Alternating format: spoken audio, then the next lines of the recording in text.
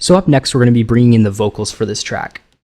I pre-recorded sort of like my own little rap verse on my mic. I actually use a Blue Spark, which is a pretty cheap, pretty reliable microphone for this kind of stuff. And those vocals actually sound like this. Pull me up before, you done got me feeling foe. I got heaters on my dash when we swiping up that cash. 40s on the flow, drink up 40 in my dough. So basically, I kind of just, rapped on the mic or whatever. So we're gonna just drag this into an audio track, and right when all the drums kick in, that's when it's gonna go in. So luckily this is already warped because I had already recorded and everything. Didn't really do much to this at all, but I'm gonna start by pitching this down 3 half steps in complex pro mode. So let's see. Got me feeling foe. I got heaters on my dash when we. Yeah, that feels quite a bit better, honestly. So. Got me feeling foe. I got heaters on my dash when we swiping up that cash. All right, so what we're gonna do next is basically process these vocals more so than they already are. They're not really processed at all, but I did resample them and turn up the volume a little bit beforehand, so that's about it. So next, what I'm going to do, start by adding just an EQ, standard EQ8, to reserve quality. Turn on oversampling. Do a low cut right here. Cut a bit of the mids. Gets a little bit low midsy. You don't want too much of that to cut through with this. This will be a bit too muddy. Drag this guy down a little bit. Then next I'm going to add just a compressor.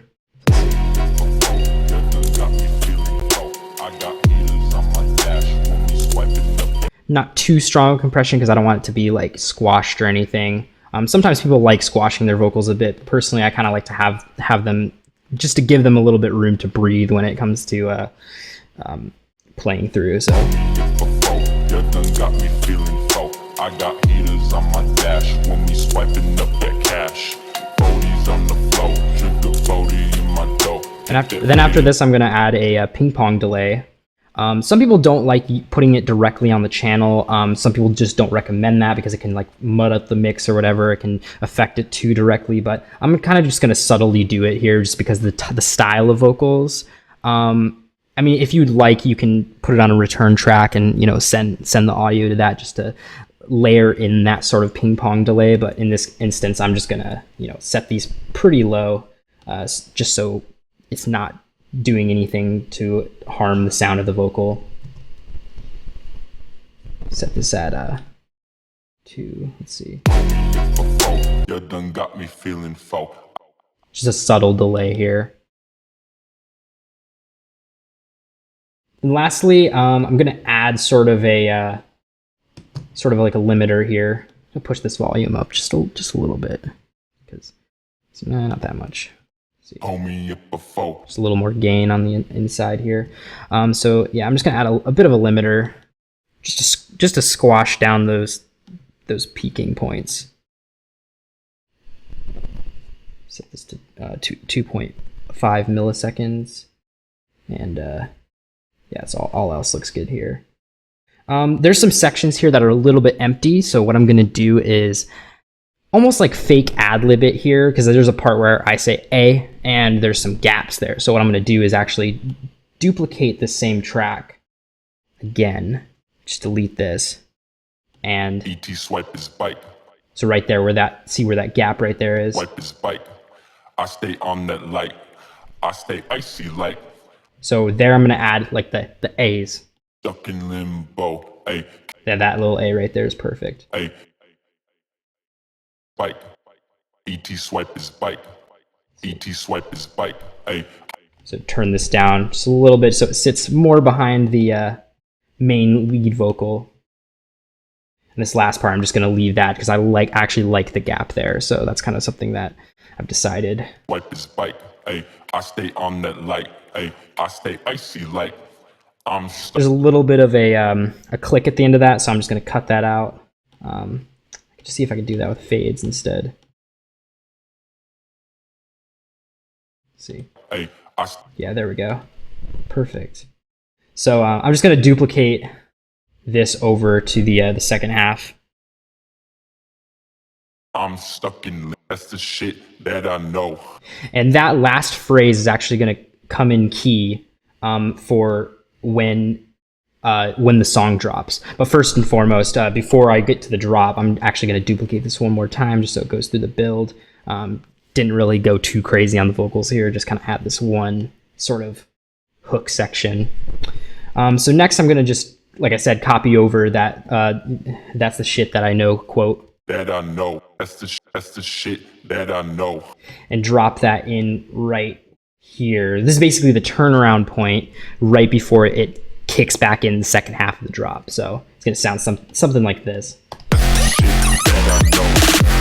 It's kind of not sitting present enough yet, but post-processing on the group as well as certain EQ ducking on the drop synths is going to help that a lot. So I'm just going to copy this over here again at the end so you can hear it here. Yeah, so gonna copy these over here. And that's that in terms of the placement of the vocals. Next, I'm just gonna group these together, just like everything else, and rename it vocals to keep with my organizational skills. And then I'm gonna process this group right here. So first off, I'm just gonna add a utility for gain control. Like I've said before, this is just optional, but I like to have pre-effects, post-effects gain control besides the master volume fader or whatever. So when I say master, I don't literally mean master. I just mean like the channel, like the group volume fader on the mixer. So what I'm going to do is push this up probably decibel because it's a little bit quiet. Yeah, it cuts through a little bit better. And then next I'm going to add another EQ. Again with that oversampling on. I should just switch that setting and save it. Because I keep preaching about the oversampling, but let's see here.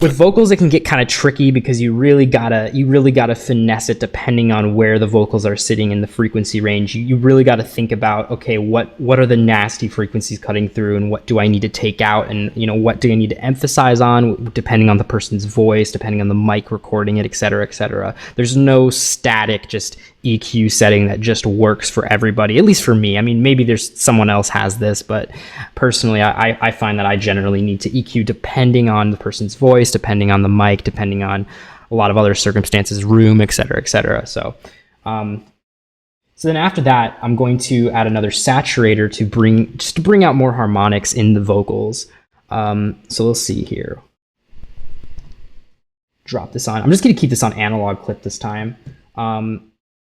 Bring up the drive just a little bit, 1.50 decibels. Make sure to keep this guy on right here, the soft clip, because don't want that. Just basically using the soft clip as somewhat of like a limiter in a way, to make sure it doesn't peak or anything, but still retain the dynamics of it. So just a safety precaution. It's not so like, obviously I already limited those vocals, but just in case. So after that, I'm going to actually add another EQ8. This isn't really a standard practice a lot of people do, but in this instance, I felt like it was a bit necessary to do this. Because I still hear a bit of like low end probably cutting through from the secondary, or from the saturator after the first EQ. So the secondary EQ definitely will play a role here, just a little bit. It's basically just another low cut here. Just take down a little more mids. Obviously, some people would criticize me for this, but I personally do not care, and I do things the way I want to do them. So, yeah. So this concludes the vocal portion of this song. Catch me at the next video for when I talk about drum fills. Thanks.